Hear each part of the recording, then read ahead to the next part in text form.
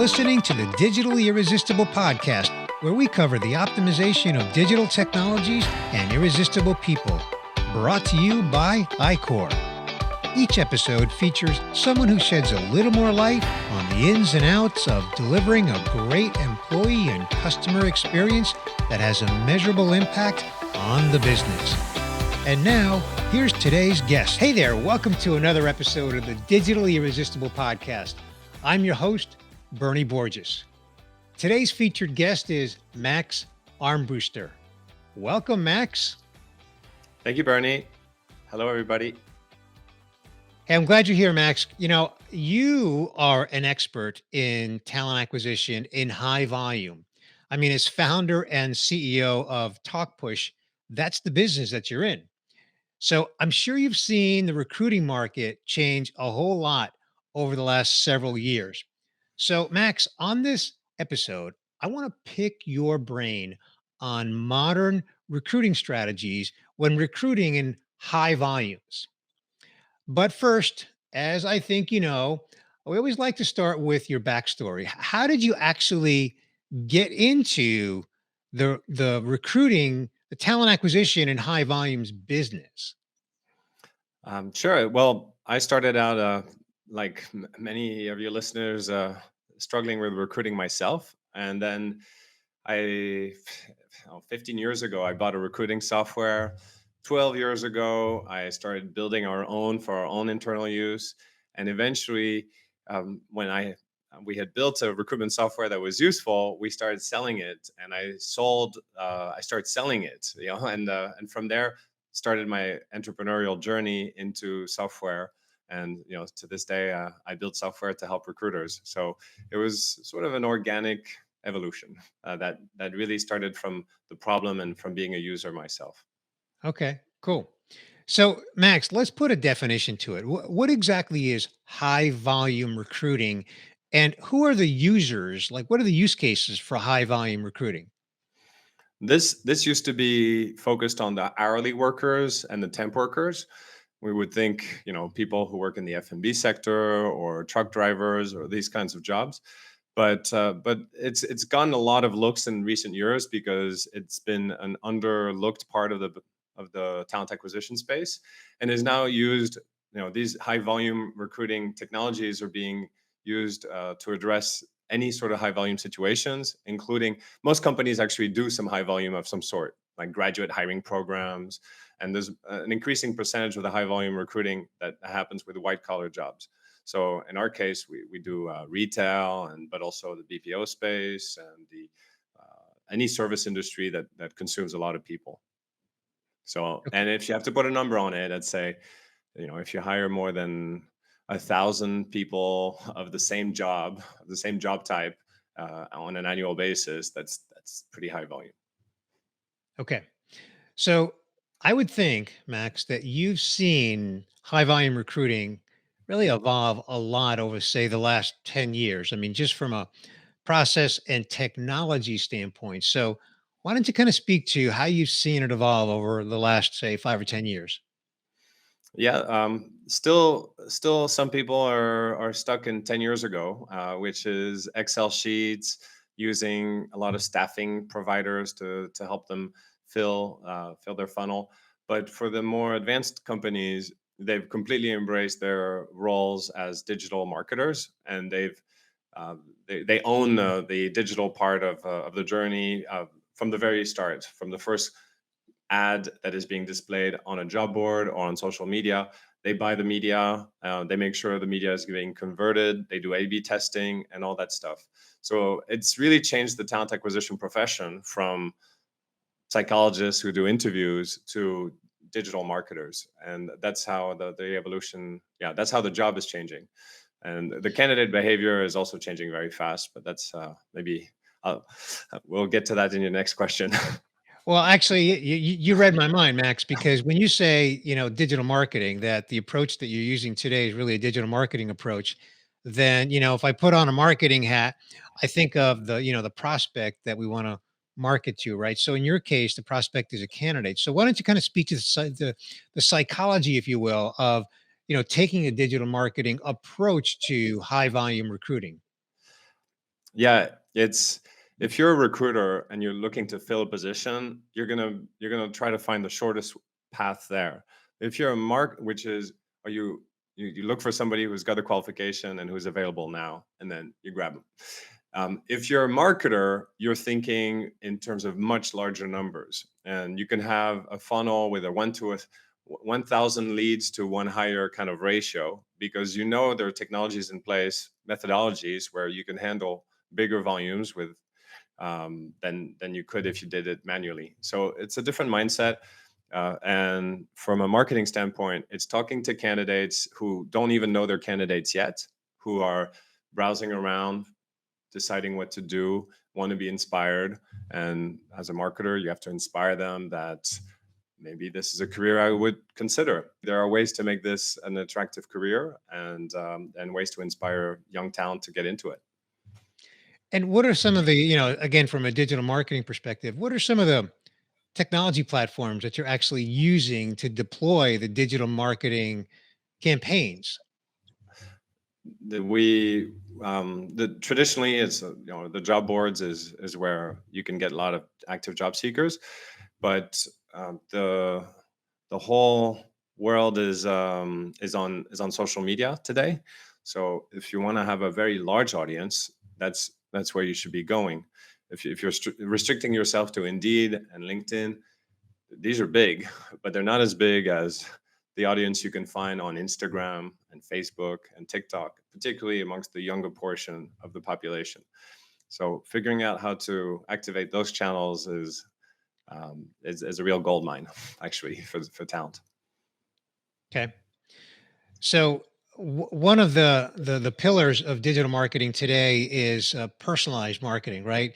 At Mhm. you reaching out to the people that you want to market to as personalized as you possibly can in your messaging. How are you tackling that in recruitment marketing? The platforms that I mentioned allow you to get that message to certain population segments through demographic segmentation, or by location, or by preferences. So you can let's say deliver an ad for mothers and talk about the benefits for working mothers at your company, or um, you're going to target someone differently if they're a student rather than if they are somebody in the middle of their career looking for supplemental income. So you would apply the concept of persona marketing. You try to find within your talent pool a handful of personas that are recurring. So I gave you the example of the working mother, the students, or maybe you have a couple more you can come up with, and then you build a campaign around those personas, addressing them, and instead addressing them like I'm talking to you one on one, but actually you're talking to like thousands and thousands and thousands of people. So that's how you do it. And then afterwards, of course, once the conversation has been started, then making sure you've got the technology in place that you don't forget their names and you don't forget their data, that you're talking to them within the context of what was previously discussed. Okay. So what I think I just heard you describe is really like a conversational approach using maybe conversational AI to go after that persona, target that persona, Yes. and then send personalized messaging and have personalized conversations with them. Did I get that right? Well, the persona marketing is more on advertising, and then the conversational AI is after the lead has been generated, after the conversation's been started, and And the then conversational AI comes afterwards. It's to specifically talk to a candidate based on which point of the journey they're at. Are they already decided on what they want? Have they already done a first interview, or are they already on the onboarding stage? You don't speak to candidates the same way depending on where they are in the journey. So if you're going to do conversational AI, you need to have a recognition of their status, and then to be able to read their intention when they're talking to you and deliver the information that they want. So it does take a small army of engineers and designers to think through that in order to do it right, because we're simulating human conversations, so it's not easy peasy. So are you using chatbots for that? Yes, yes, chatbots. Yeah, so conversational AI is the elegant name around chatbots because nobody likes to talk about chatbots, but yes, that's what they are. Right. Okay. And if I understand correctly, you're doing it in a way that can often be playful, really engage people. Using modern digital marketing techniques, which is playful, right? Yeah, with chatbots that live on the messaging platforms like Facebook Messenger, Instagram, and the likes, you can deliver a lot more than just text. I mean, of course, with text alone, you can be playful. You can be fun. You can make jokes. But if you can supplement that with images and GIFs and videos, then it's a richer experience. So you can do a lot more with that than before, and it's almost it it's something that is even better than what you can get from a human agent. A human agent will always reply to you in text, but an AI can do text and video and do it at a speed, at a pace that a human wouldn't be able to do. So you can make it very rich. So, get to illustrate that. For example, somebody may be on their way to becoming an employee, and you could feed them information about, hey, you've got 7 days left before your first day on the job. Did you know that Did you know about some of the benefits you get in our facilities? Why don't you go click here and check out our sports center or our cafeteria? And then you could give them some of these insights into what the life will be once they start working there. That's something that you wouldn't really have the time to do if you're just a human recruiter, but Right. with AI you can get some help. Right. Yeah. And high volume. Yeah. And I mean, this whole conversation is about high volume recruiting. So I get it. Yeah. That makes sense. What about, do you have an example of a recent recruitment campaign that you can share with us? Actually, I'd love to give you an example from iCore. There's Okay. if you look at the hashtag iCorian stories, and you can find it on Facebook and social media, you have you have a number of individuals who explain their journey walking into the BPO sector from different places. And there are different incentives for coming into this industry. Some that are financial, where people are trying to help their family. Some where they're leaving an industry which is not growing as fast. And I think that's generally the way to go with digital marketing and high volume recruiting is you want to inspire people through stories where they think, I'm going to follow that page. I'm going to listen to that voice, and I may not be looking for a job today, but a little bit, a few weeks from now, a few months from now, I'll know that iCore has these Icorian stories, these stories of people who needed a quality employment in a professional services environment, and they were able to help transform the lives of these individuals by offering an opportunity that was a little bit outside of what they were doing before. And yeah, that's a good example of using social media to generate a bigger talent pool than you would simply by putting a job ad on a job board. Cool. And by the way, that's cool with a Q, in case you're wondering. All I right. appreciate Well, I could talk to you for a long time around this topic of high volume recruiting, but we don't have that much time, Max. So I want to get to my last and final question. And I think you know what that is. We always like to ask our guests on the Digital Irresistible podcast, when you're not working, what do you like to do for fun?